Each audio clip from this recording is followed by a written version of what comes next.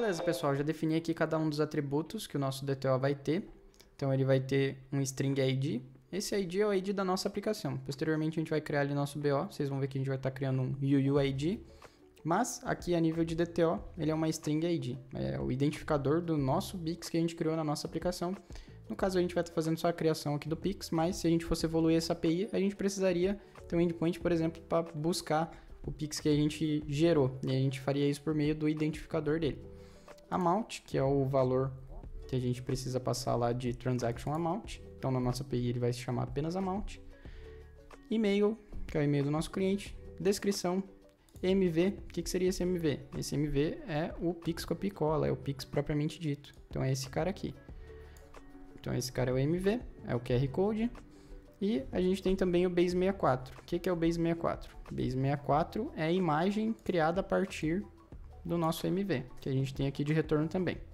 E o nosso último campo que a gente precisa ali é a expiração. Então esse QR Code aqui em específico gerado pelo Mercado Pago, ele tem uma data de expiração de 1 dia. Então ele vem aqui no retorno, no response da criação do nosso QR Code, que ele tem uma data de expiração. E esse cara ele vai estar vencendo daqui a 1 dia. Isso é uma informação muito importante. A gente precisa retornar para o usuário que criar um Pix, um QR Code aqui na nossa aplicação. Então a gente vai vir aqui agora em Source Action, Generate Getters and Setters. E com isso a gente vai ter finalizado a criação do objetinho do nosso Pix DTO. Sim, ele contém informações tanto necessárias para a gente estar gerando o nosso QR Code, quanto as respostas lá do nosso parceiro. Então, um Pix dentro da nossa aplicação, ele vai ter todas essas informações aqui. Então, com isso a gente pode ir agora para o nosso Pix BO. Eu vou estar pausando aqui o vídeo novamente e voltando assim que eu finalizar ele, mas vocês vão ver que muito desse nosso DTO vai estar refletindo no nosso BO. Então beleza, pessoal, já defini aqui todas as informações, todos os atributos que o nosso Pix BO vai ter. Vocês vejam que ele reflete muito do nosso DTO, porém aqui, por exemplo, nosso ID é um UUID. UUID ele é o Unique Universal Identifier, algo nesse sentido, onde basicamente é gerado uma string aleatória de 36 caracteres que é quase impossível elas se repetirem, uma probabilidade muito pequena. Então, a geração do ID fica a responsabilidade da nossa aplicação gerar. Amount, e-mail, description, MV, tudo isso são campos que a gente precisa estar enviando lá para o Mercado Pago, que creio que até esse momento já tenha ficado claro isso para vocês, que tudo isso que a gente tem aqui, que a gente vai precisar lá no Mercado Pago, a gente está definindo aqui na nossa aplicação, com outros nomes, porque esses nomes aqui em específicos do Mercado Pago, a gente vai estar utilizando eles quando a gente for criar a implementação do Mercado Pago lá na parte de infra da nossa arquitetura. Então aqui no momento a gente está falando da nossa regra de negócio da nossa aplicação. Quando a gente for falar de integração com o Mercado Pago, no próximo vídeo a gente vai estar criando essa parte de infra e lá vai ter aqueles DTOs específicos. Pode ser que nesse momento tenha surgido essa dúvida, mas é por isso. Então, tanto as informações para a gente mandar, a gente tem mapeado na nossa aplicação, quanto as informações de retorno, como por exemplo, como eu comentei, o MV e a imagem dele ali. Então, qual que é a diferença aqui do nosso DTO para o nosso BO? Acontece que o nosso BO, ele não tem getters e setters. Ele tem apenas construtor e getter. Por que disso? Por que não tem setter? Porque depois que você criou um QR Code com valor, você não pode ir lá e dizer que o QR Code do Pix de R$20 que você criou, agora ele tem 40. Não tem como fazer isso. Não tem como sobrescrever essa informação. Então, existem algumas informações que não faz sentido a gente alterar depois que a gente cria uma instância daquele objeto. Então, em vez de receber o UID aqui, a gente vai estar recebendo uma string, se atentem a isso. No construtor, a gente vai estar recebendo uma string. Porque a informação que vai vir do nosso DTO é uma string, o que o DTO vai trafegar é a string. Então, o que a gente precisa fazer aqui? Se o nosso ID está diferente de nulo, então existe um UUID ali naquela string. Então o que a gente faz? A gente pega aqui o UUID, ponto, from string, e a gente transforma esse ID que a gente está recebendo por parâmetro em um UUID, um objeto UUID. Senão a gente cria um novo UUID. Então na primeira vez que for construído o nosso objeto do PixBO, de quando o nosso cliente fizer a requisição passando os dados dele, não vai ter um UUID e ele vai, nossa aplicação vai criar um UUID novo. Todo o resto aqui está ok. E normalmente eu coloco um validate aqui no final, que é um método que eu vou chamar para validar esses dados aí que estão vindos do DTO. Então nisso entra a nossa regra de negócio. Não pode ter descrição maior que tamanho X, o valor não pode ser menor que X ou maior que X. Então aqui entra a nossa regra de negócio, nessas validações. E o que falta aqui para a gente? Criar os nossos getters, já que a gente não pode setar a informação depois que a gente gera ela, a gente pode pegar essas informações. Então com isso a gente vai ter nosso getter aqui no BO e nosso construtor.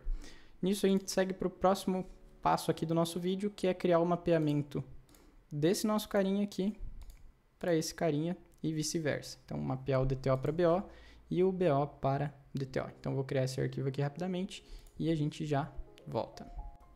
Finalizei aqui então, pessoal, o nosso mapper. Então aqui a gente vai ter dois métodos estáticos, porque a gente quer chamar eles a partir de qualquer lugar, sem ter que ter uma instância de PixMapper.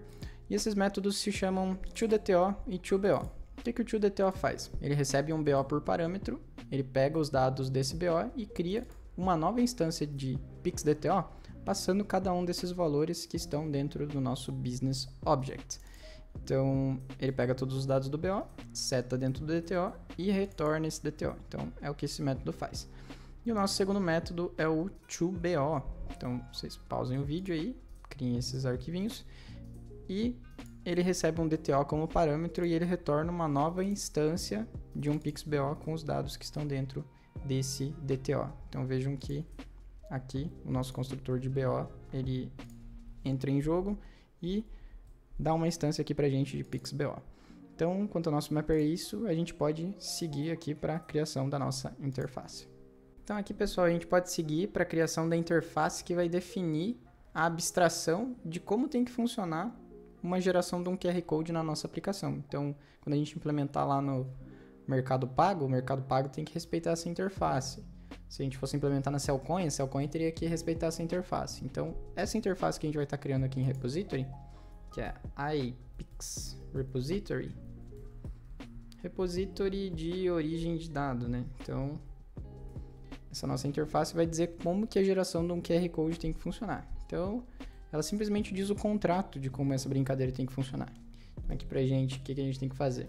Então, a gente quer que nesse método de criação de QR Code, o retorno dele seja um PixDTO. E ele vai se chamar create e entra ali como assinatura do método, a entrada desses dados é um PixDTO também. Então, simplesmente isso aqui é a definição da nossa interface, do que a gente espera que seja uma criação de Pix nas implementações concretas, seja Mercado Pago, Cellcoin, etc. Então, vai entrar um PixDTO nesse método de criação. Normalmente ele vai entrar aqui com os dados para a geração do QR Code e a expectativa de retorno após a criação desse QR Code, retornar o DTO também, porém, quando ele for retornar, esses dados aqui vão estar setados nele, né? Então ele vai ter efetivamente o QR Code que foi gerado na nossa integração. Então, com isso a gente criou o nosso repository e a gente pode estar seguindo aqui para a criação do nosso caso de uso. Então, indo aqui para a parte final do nosso vídeo, pessoal, criei o nosso caso de uso do CreatePix. Dentro dessa pasta Use Cases estariam todas as funcionalidades do seu sistema dispostas em casos de uso. E qual que é a estrutura aqui de um caso de uso?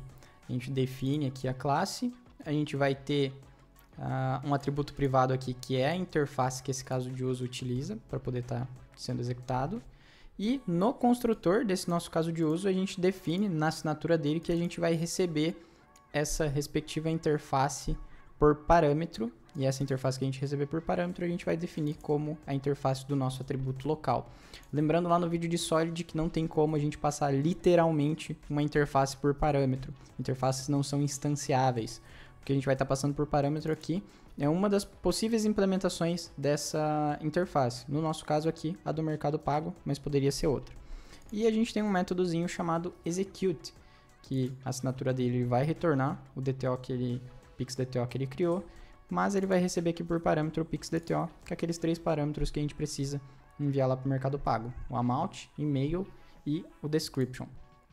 Quando entra aqui no nosso método, a gente chama nosso mapper, a gente dá um toBO, então a gente vai criar uma instância aqui de BO, e a gente precisa fazer algumas alterações aqui para fazer sentido tudo isso que a gente está fazendo e colocar um pouco de regra de negócio aqui dentro do nosso BO. Essa alteração vai ser o quê? A gente vai adicionar um validate aqui dentro no nosso void validate. O que esse método validate aqui teria? Ele basicamente teria todas as validações para ver se esses dados que estão vindo do DTO, ou seja, potencialmente o nosso usuário está passando, se eles são válidos e se a gente pode criar uma nova entidade de negócio quanto a isso. Então, esse cara aqui ia fazer validação e ele ia dar uma exceção caso tivesse alguma coisa inválida. Então, na hora que a gente cria a nossa instância aqui, por meio do mapper, se tivesse alguma informação inválida dentro do DTO, ele estaria dando uma exceção. Então, nisso a gente já teria uma pequena regra de negócio. E tem mais um método que a gente precisa criar aqui, pessoal, que é o de atualizar os dados update mvdata, ou seja, é para a gente atualizar os dados que vêm da resposta do Mercado Pago, né? Então a gente quer atualizar aqueles campos lá de MV, de o base64, e a gente quer também ali o local date time, o expiration, que também retorna lá da resposta da nossa implementação concreta. Então aqui a gente tem esse método this.mv é igual a mv e também aqui todos os nossos outros dois valores. Então, qual que é o intuito daqui? A gente, quando recebe ali no nosso método, vamos voltar lá no nosso caso de uso. Quando a gente cai no nosso caso de uso, a gente dá um toBO para a gente validar ele. Então vai criar a nossa instância do BO, vai passar pelo método do validate.